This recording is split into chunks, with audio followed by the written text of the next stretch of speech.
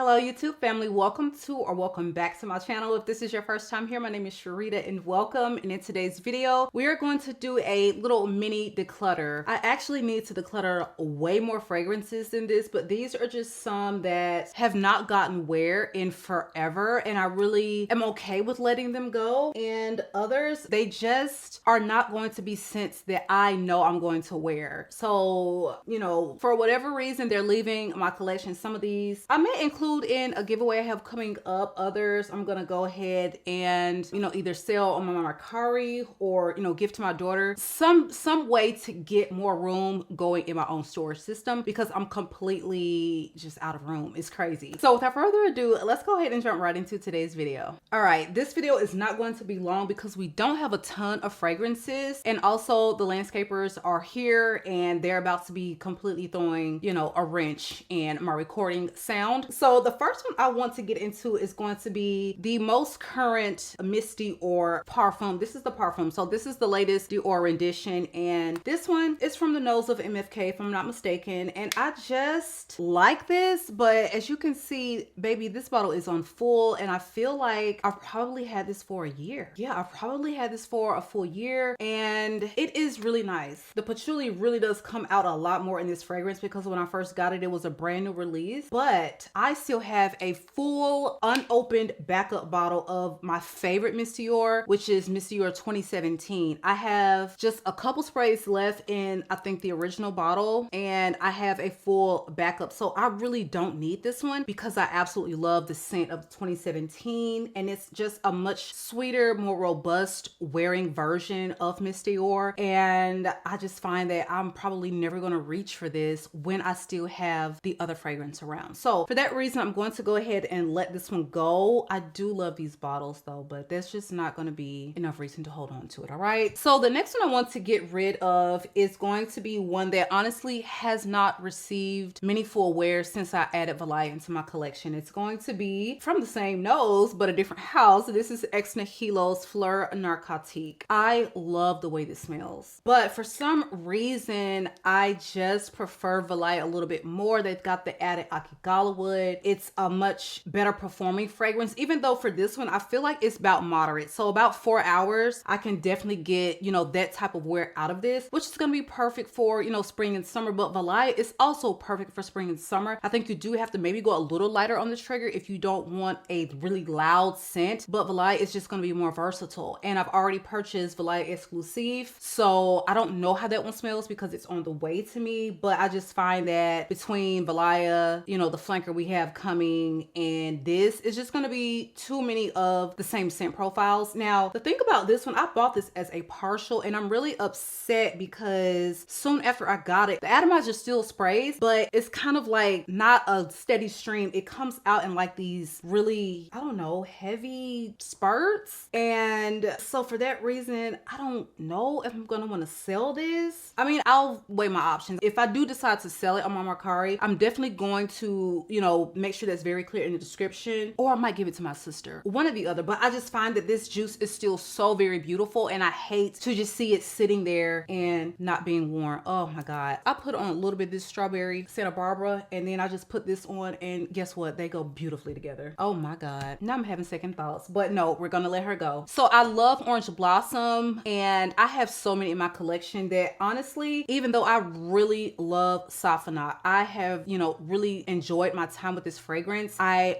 rarely reach for it. This one, you know, may be one that I put in my daughter's collection just because when I added this into my collection, this was a partial and it was probably like halfway full. I've worn a good bit of it, but I wouldn't feel comfortable maybe selling this one with it being so old. It's got to be, if I had to guess, like I need to probably check the batch code, but if I had to guess, maybe 3 or 4 years old. So yeah, I don't know. Like I need to spray it and see how it wears. If it still smells fresh, then maybe I'll consider actually letting it go on my MERCARI. But if not, oh, this smells so beautiful. I'll see if my daughter wants it. If not, I'll just go ahead and put it up for sale. But if you're looking to get into fragrance, you don't want to be spending, you know, at this point, Parfums de Marley, you can just go ahead and put this up there in the $400 price point, okay? These Parfums de Marley feminine lines are just becoming so expensive, and starting with partials is a great way to dive into niche. I don't care what anyone says. Don't feel compelled to, you know, pay $300 for the 30 mil. Don't feel compelled to have to spend $400 to really get your footing in niche. When I started, a lot of my fragrances were partials. I'm still not above that. It's just, I don't know, my mind just goes to buying, you know, at discounters now, but partials are a great way to save and still get the full bottle, full experience wear of a scent without going bankrupt, okay? And MERCARI, for a lot of us, is the place to be, because I mean, people have their different opinions, but I find that I always have protection with MERCARI. If I receive something and it is not as described, I first make sure you do not rate the product. Do not rate that you got everything, it's all good, and then tell us you want your money back. After you have rated it, it is a done deal, it is case closed. So when you get these products, especially perfumes, make sure the atomizer works good. Make sure that everything is as described and that nothing is weird about the scent, as in it smells like actual water and you know that it's fake, because that has happened to me twice and I was able to get a full refund. I think the very first time I shot MERCARI, y'all,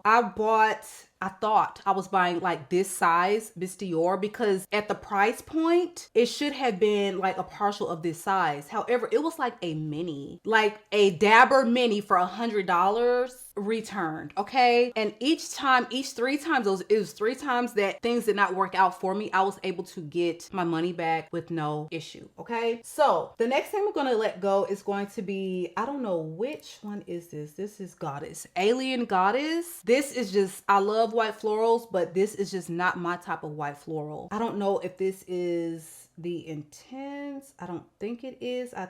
No, it is. It is the Intense. Alien Goddess Intense. This needs some help in some way. It's just really too sharp of a white floral for my taste. And so for that reason, I'm going to let it go. It's gotten a few wears and I don't need it. I don't need it in my collection. And you know me, like a lot of times designers are just a little tough for me, but if they are done in a really beautiful, unique way that don't have that designer something about them, then I'm fine with adding that designer into my collection. I do have quite a few, but I'm just not a designer girly, and this is just an example of I can't get with it. I just cannot get with it, so I'm gonna let that one go. Next up is one that I have been struggling with, you guys. I've struggled with this because it smells beautiful, Sugar Kisses, but me personally, this is an X-ray. I just can't smell it on me, and I know a lot of people that got this, they said they didn't get the performance, but as it aged, they definitely got much better performance out of this. And I'm just thinking maybe it's just my nose and how it wears on me. I don't get more than a couple hours, and this bottle I've had for over a year now, and I love the way it smells again, but I just can't smell it on me after a little while. So because I know that this actually does work out for some people get really good performance out of it when it's an older bottle, I'm gonna go ahead and just let it go because I never wear it, and when I do wear it, I can't really smell it, which is a bummer because I love the way this smells. This is so delicious. Sugar Kisses from the house of Lorenzo Pizzaglia has so many gourmand notes. It's a sweet vanilla lactonic fragrance. It's got like notes of cocoa butter, frangipani. There's a little bit of mandarin at the top. You've got notes like hazelnuts, dates, tonka bean. There's caramel and toffee, vanilla. It's a lot of beautiful gourmand notes, and it really does smell beautiful. I just can't smell it on me.